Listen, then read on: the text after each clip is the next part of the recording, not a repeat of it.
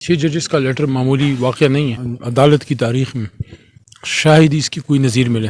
خط کے ساتھ پیچھے قوم کھڑی ہو گئی ہے. ہائی کورٹ کے چیف جسٹس کو ایک خط موصول ہوا، زہریلا مواد جس میں تھا. اس کو ہم کنڈیم کرتے ہیں. بالکل ایسا نہیں ہونا چاہیے اور اس کے خلاف جتنی بھی کارروائی ہو وہ کم ہے. کسی ملک کو خراب کرنے کے لیے، تباہ کرنے کے لیے جو سب سے آخری کام ہے وہ یہ کہ اس کی جوڈیشری کو ختم کر دیں. MYK نیوز کی ویڈیوز دیکھنے کے لیے ہمارا چینل سبسکرائب کیجئے اور بیل آئیکن کو کلک کیجئے تاکہ آپ ہماری آنے والی ویڈیو سے باخبر رہ سکیں. دیکھیں، جو پاکستانی ماں کا ایک کانسیپٹ ہے نا،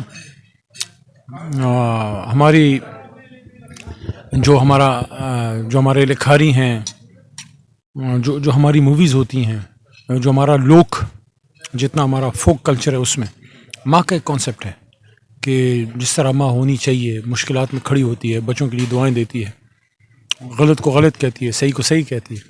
تو مجھے خوشی ہے کہ ایسی مائیں آج بھی زندہ ہیں. میں جب جیل میں تھا اڈیالہ میں، میری والدہ محترمہ آئیں مجھ سے ملنے. وہاں ایک ہی دفعہ ملاقات میری ان سے جیل میں ہوئی اور انہوں نے اس طرح انگلی ہلا کے مجھے کہا کہ مقابلے میں اپنا مورچہ خالی نہیں چھوڑنا.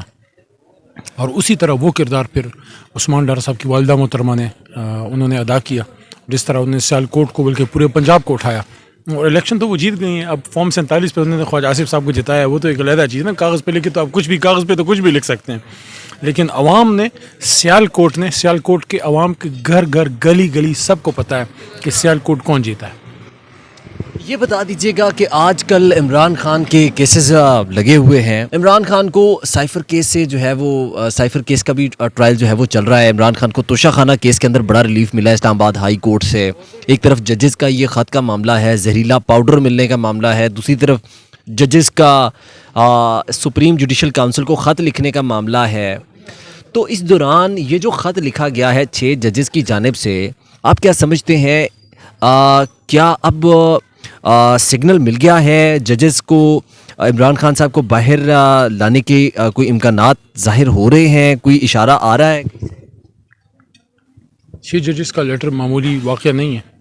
پاکستان کی جوڈیشل تاریخ میں، عدالت کی تاریخ میں شاید اس کی کوئی نظیر ملے.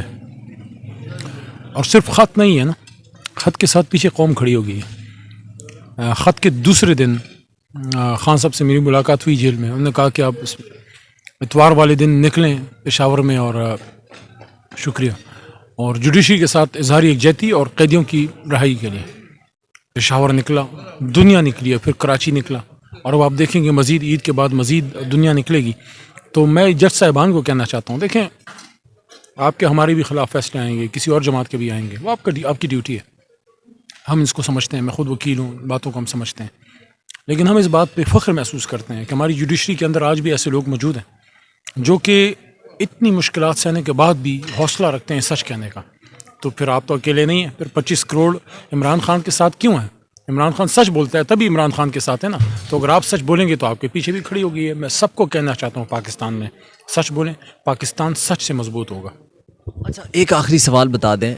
جب اسلام آباد ہائی کورٹ کے 6 ججز نے ایک خط لکھا، اس کے بعد ہائی کورٹ کے چیف جسٹس کو ایک خط موصول ہوا، زہریلا مواد جس میں تھا، اسے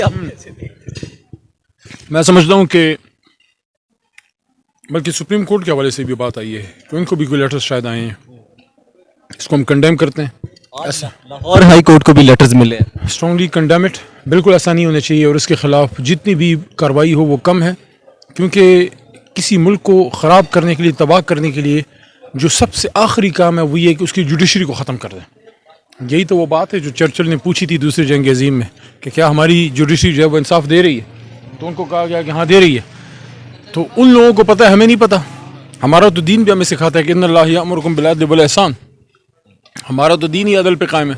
ایک دفعہ ایک جگہ پوچھا، میرے خیال مولانا طارق جمیل صاحب کا کوئی بیان میں سن رہا تھا، انہوں نے کہا کہ باقی ادیان میں اور ہمارے دین میں، کیونکہ وہ تو اوریجنل حالت میں نہیں ہے نا، وہ تو ظاہر ہے ہزاروں سال گزر گئے.